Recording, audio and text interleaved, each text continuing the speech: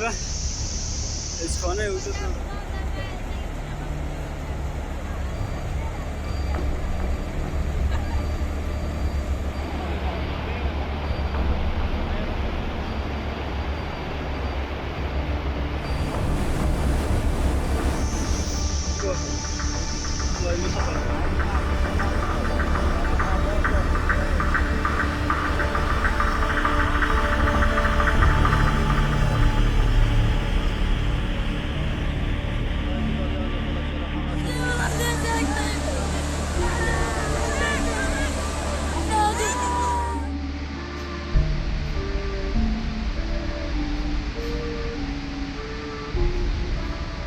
باران یک دم شدید کرد، یک نیم ساعت بعد سیل آمد.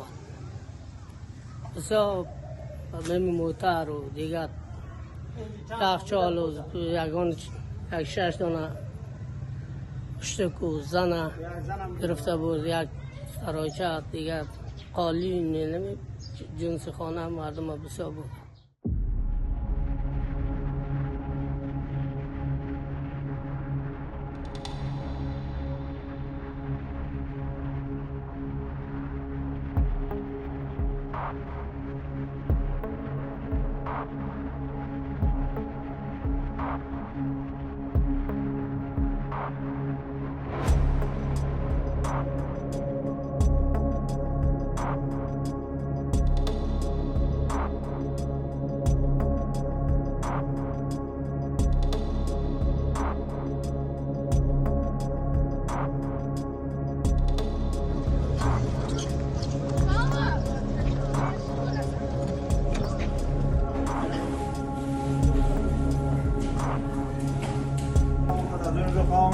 خیلی خدا سر بام کشیدیم.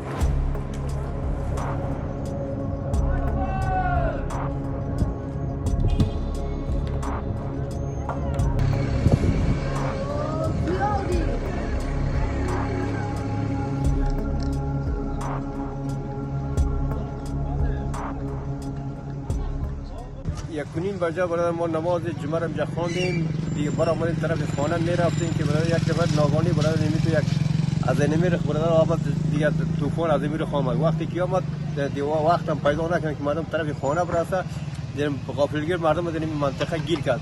کسی برای نتونست که برای کس خونش برای یک دشت برای خود نجات بده. نمیشه دو با غافلگیر کردن میره که کلی خساره فرمان شده، کلی اولیای مردم هم را بردن، برای طفلای مردم بردن، موترای مردم بردن، کلی را بردن به بیالات رسیده.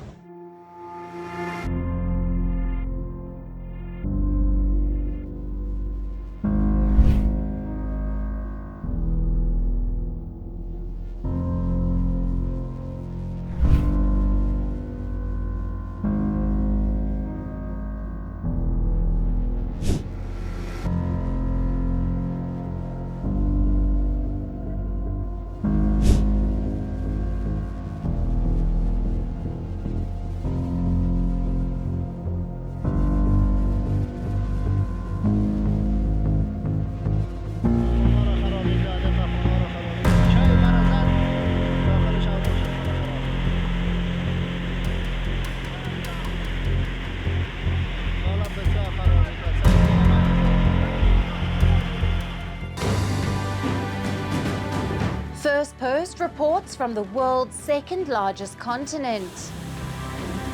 Hello, I'm Alison LaGrange. A very warm welcome from Durban, South Africa. We get you the news and the newsmakers from Africa. South Africa goes to the polls on the 29th of May. I will track the election and bring you ground reports. Is it the end of the road for the African National Congress? And will former President Jacob Zuma stage a dramatic comeback? From elections to climate change to innovations and opportunities. As the world's attention shifts, we report from Africa, the heart of the global South. Join me every weekday live on Firstpost.